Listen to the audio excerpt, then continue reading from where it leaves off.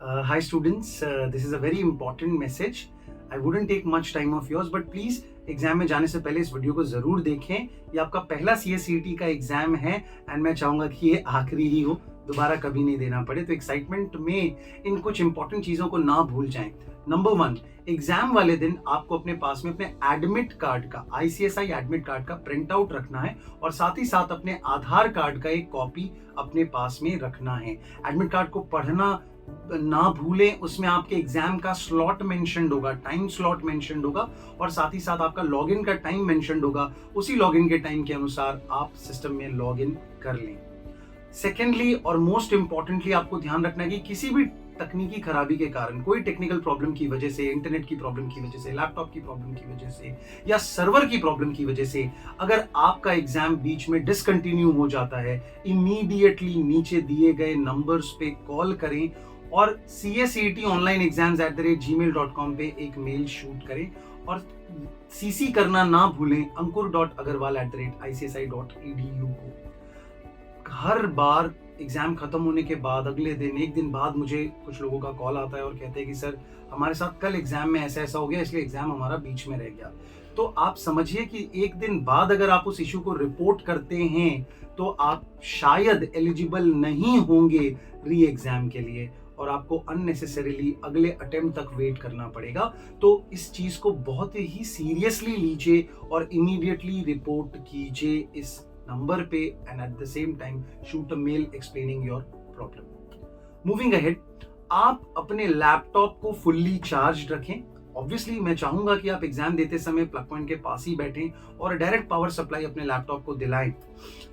However, power cut हो सकता है, किसी और कारण की वजह से कोई भी प्रॉब्लम उत्पन्न हो सकती है, इसीलिए एग्जाम से पहले फुल्ली चार्ज करके रखें अपने लैपटॉप को। जो बच्चे इंटरनेट के लिए अपने मोबाइल का हॉटस्पॉट यूज करने वाले हैं, उनके लिए बहुत ही इंपॉर्टेंट होगा कि वो अपने मोबाइल को भी अच्छे से चार्ज करके रखें। बहुत सारे कैविएट्स जो हैं वो स्पेसिफिकली मैं उन लोगों के लिए बताने वाला हूं जो लोग अपने मोबाइल के हॉटस्पॉट को यूज करने वाले हैं। अगर आप अपने घर के वाईफाई या फाइबर इंटरनेट को यूज कर रहे हैं तो बहुत ही अच्छा है, तो अपने मोबाइल फोन को उस कमरे में भी मत रखें। Please keep your mobile phone as far as possible from you अगर आप वाईफाई पे एग्जाम दे रहे हैं। हाउएवर, अगर आपके पास वाईफाई का ऑप्शन नहीं है और आपको अपने मोबाइल का हॉटस्पॉट यूज करना पड़ता है तो कुछ बातों का बहुत ख्याल रखें।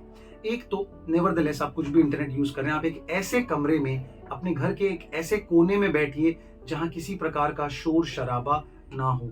यथासंभव प्रयास करें कि आपके रूम की खिड़कियां बंद हो, बाहर का शोर शराबी ना आए वहां पे। इससे दो फायदे होते हैं, एक तो आपका खुद का कंसंट्रेशन नहीं खराब होता एंड मोर ओवर क्योंकि ये एक रिमोट प्रॉक्टर्ड एग्जाम है तो वो ये डिफरेंशिएट नहीं कर पाएगा शायद कि कौन सा शोर शराबा आपके घर के अंदर हो रहा है और कौन सा शोर शराबा घर के बाहर। तो किसी भी प्रकार का रिपरकशन हम झेलना नहीं चाहते, इसीलिए एक साइलेंट कॉर्नर में बैठिए। आपके पास बहुत समय है इस कोने का चुनाव करने के लिए। अगर आपके घर में ये कोना नहीं उपलब्ध है तो अपने रिलेटिव के यहाँ, अपने फैमिली मेंबर्स के यहाँ, दोस्तों के यहाँ कहीं ना कहीं इस कोने को तलाशिए और वहीं से इस एग्जाम को दीजिए। अपने एग्जाम को देते समय अगर आप इस बच्चे की तरह अपनी आंखें इधर उधर ज्यादा नचाएंगे तो ऑब्वियसली प्रॉक्टर को ऐसा लगेगा कि आप शायद किसी और व्यक्ति के साथ बैठे हैं और आप उनसे एग्जाम के आंसर्स का प्रॉम्प्ट मांग रहे हैं। तो ऐसा कुछ ना करें। ऑब्वियसली आपको किसी को अपने एग्जाम के दौरान अपने साथ बैठाना तो बिल्कुल भी नहीं है, बट हम कई बार क्या करते हैं, सोचने के लिए भी, when we are trying to think about an answer we tend to gaze into another direction. तो वो ना करें। आप कॉन्स्टेंटली कोशिश करें कि आप अपनी कंप्यूटर स्क्रीन पे ही देख रहे हैं, अपने कैमरा को ही आई कांटेक्ट दे रहे हैं और किसी के साथ आई कांटेक्ट आपका नहीं हो रहा। जुबान केसरी, क्या कहते हैं उसे, जुबान केसरी, ये गुटखे पान मसाले तो दूर की बात, च्युइंगम वगैरह भी ना लेके बैठें। किसी प्रकार का खाना पीना एग्जाम के दौरान ना करें और आइडियली अगर आप one of the good students हैं, आपको एग्जाम का रस ही अपने आप इतना होगा कि आपको किसी और चीज की आवश्यकता नहीं होगी।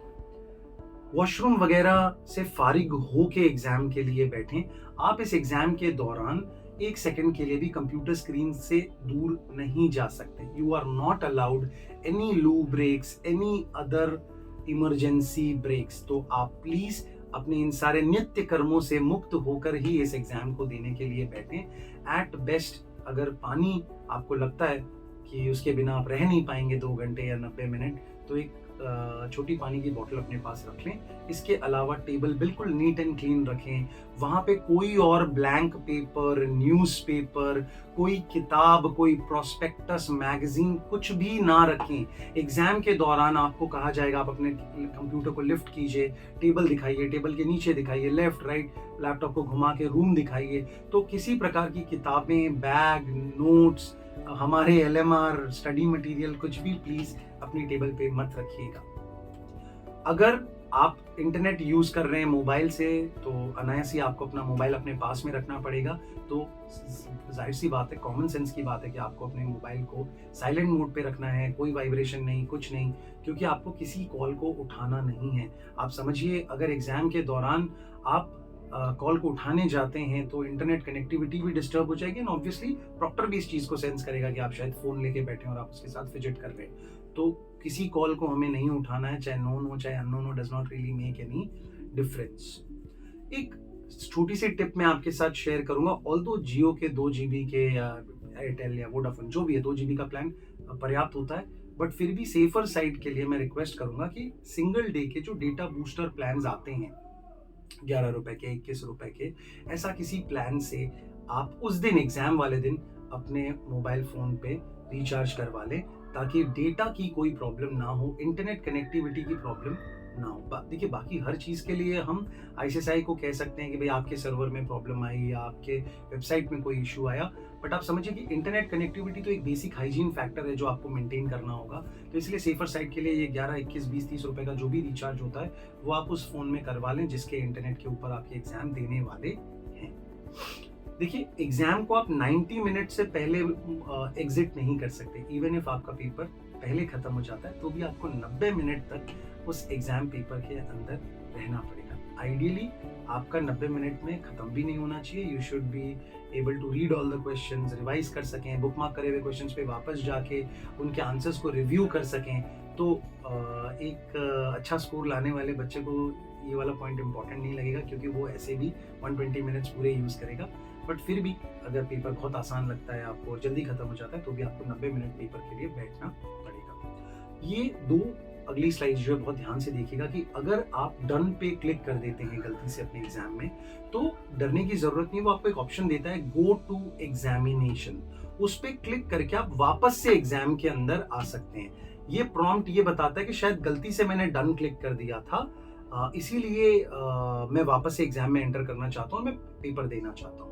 ऐसा आपके साथ 3 बार होता है, 3 वार्निंग्स आपको दी जाती है।